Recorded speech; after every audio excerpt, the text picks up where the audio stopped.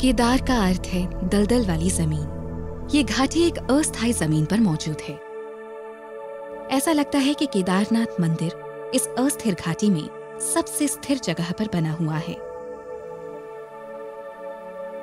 Doctor Rakesh Bhatt प्राचीन भारतीय इतिहास और पुरातत्व के प्रोफेसर हैं। इन्हें हायर और ट्रांस हिमालयाज विषयों में महारत है और इन्होंने इस मंदिर के मूल का गहराई से अध्ययन किया है।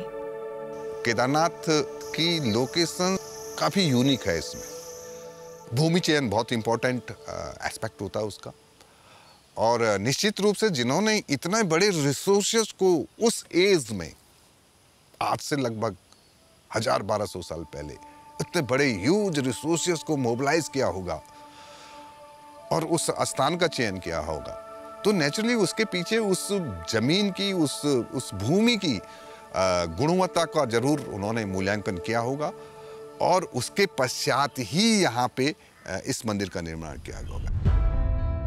ये मंदिर बीती सदियों के दौरान कई चुनौतियों का कामयाबी से सामना कर चुका है। इस जगह का चुनाव बड़ी समझदारी से किया गया, क्योंकि आप मंदिर को किसी कोने में नहीं बना सकते, क्योंकि उसकी सुंदरता भी नजर आनी चाहिए। आप केदारनाथ मंदिर को देखें, उसके पीछे कई ग्लेशियर्स मौजूद हैं और वो यू आकार वाली एक घाटी के बीच में है, और ये बहुत सुंदर लगता है। इसे बनाने वाले लोगों ने मंदिर को पहाड़ों से दूर बनाकर बहुत समझदारी का परिचय दिया, ताकि अगर कोई हिमस्खलन होता भी है तो मंदिर को नुकसान न पहुंचे। ये जगह क्योंकि एक मीडियल मोरेन के ऊपर मौजूद है और यू आकार की वैली में थोड़ी ऊंचाई पर स्थित है, इसलिए ये बच गया। ये मंदिर कमाल की इंजीनियरिंग की एक मिसाल है। आस्थावान इसे ईश्वर का काम मानते हैं। 2013 की बाढ़ के दौरान मंदिर की ऊंचाई की वजह से मंदिर जितनी ही चौड़ी एक चट्टान मंदिर से ऊपर की तरफ मोरेन के छोर पर आकर फंस गई।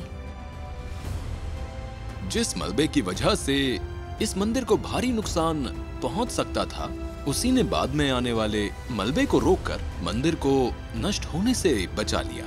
बाद में मंदिर का जीपीएस सर्वे यानी ग्राउंड पेनिट्रेटिंग रडार सर्वे किया गया, जिससे पता चला कि केदारनाथ मंदिर की नींव को बिल्कुल भी नुकसान नहीं पहुंचा है, वो बिल्कुल ठीक है।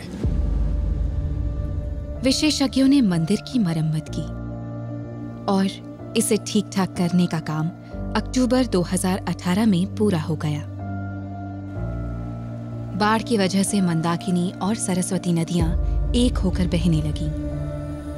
लेकिन सुरक्षा के लिहाज से भूवैज्ञानिक सर्वेक्षण की राय थी कि दोनों नदियों को उन्हीं की पुरानी जगह पर मोड़ दिया जाए और बांध बनाए जाएं।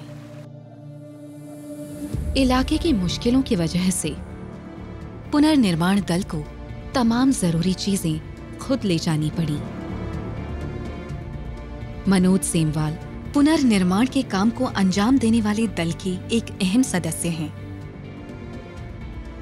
जब ये 2013 का फ्लड आया तो दोनों नदियां एक नदी बन गई। तो हमने जब इस पे काम शुरू करा था तो हमने सबसे पहला काम रिवर डाइवर्जन का करा था, जिसमें हमने रिवर को चैनलाइज करा। ये हमने वायर क्लिट्स के साथ में और एक दीवार के साथ में नदियों को डाइवर्जन करा था। मंदाकिनी को मंदाकिनी वाले रूप पे लेके गए और सरस्वती नदी को सरस्वती वाले रूप पे लेके गए। टीम 3 हिस्से वाली एक सुरक्षा प्रणाली कायम करती है। इसके जरिए मलबा जमीन पर जमकर सुरक्षा का पहला घेरा बन जाएगा। दूसरी चीज है तार की जाली वाली बाड़, जो बाढ़ में आने वाले मलबे को रोकेगी। खड़े गाटर जो देख रहे हैं ये ISMB 350 है। इसका वजन 4.5 कुंटल के लगभग है। ये सारा का सारा जो यहाँ पे मेटेरियल है ये मैन कैरिंग है। इसमें कोई हेलीकॉप्टर का हम लोगों ने सपोर्ट नहीं लिया। और एक गाटर पे हमारे कम से कम 96 लोगों ने इसको सोनप्याक से और यहाँ तक का कैरी करा। 6 मीटर की लंबाई वाले ये गर्डर कंक्रीट में लगे हैं। ये आधे जमीन के अंदर और आधे बाहर हैं। तीसरी दीवार कंक्रीट से बनी है। हिमालय में मौजूद केदारनाथ अब भी सर्दियों के चंगुल में है।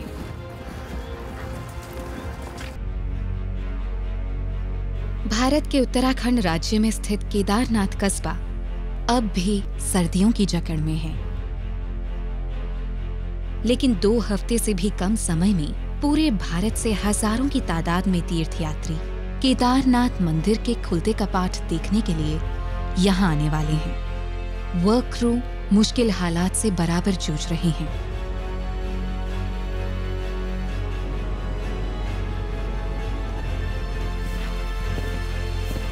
इस तीर्थ यात्रा को सुचारू रूप से चलाने के लिए जरूरी चीजें ये लोग अपने हाथों से उठाकर यहाँ ला रहे हैं। मंदिर अब भी बर्फ से ढका है, तो फिलहाल यहाँ जो मुश्किलें हैं उन्हें हल करेंगे मंगेश खिल्डियाल। डॉक्टर साहब, ये आपके लिए बन गया है अब, है ना? आप केवल इसमें कनेक्शन के लिए अप्लाई करना है और आपको यहीं रहना है, ठीक है? यहीं पर आप अपना बोर्ड भी लगवाएंगे, मेडिकल रिलीफ पोस्ट वाला। उसी को एक वार्म रूम भी बना देंगे। और कितने रूम है इसमें? 3 है। 3 रूम है। एक वार्म रूम रहेगा, आप भी यहीं पे रुक जाएंगे। आने वाले 15 दिन हमारे लिए बहुत चुनौतीपूर्ण है। इन 15 दिनों में अगर मौसम ठीक रहता है तो हम लोग इस काम को अंजाम दे पाएंगे। तो कुल मिलाकर अगर हम देखें तो सभी डिपार्टमेंट्स के जो मजदूर हैं, जो उनके अधिकारी हैं, उनके जूनियर इंजीनियर्स हैं, इन सबको मिलाकर मुझे लगता है कि 300 से 350 के बीच अभी यहाँ पर जो है टोटल मैन पावर होगा, जो सब मिलकर अपनी अपनी जिम्मेदारियों को पूरा करेंगे।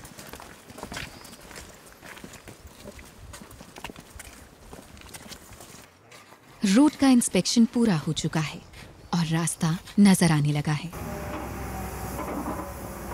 रेनफोर्समेंट्स आखिरकार यहाँ पहुँच गए हैं। इनमें शामिल हैं लोग, मशीनें और खच्चर। लेकिन तभी और चुनौतियां सामने आ जाती हैं।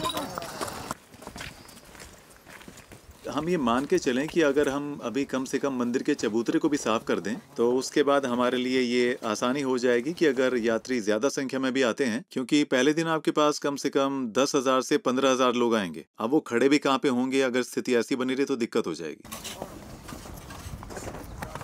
अब 24 घंटे काम करना होगा।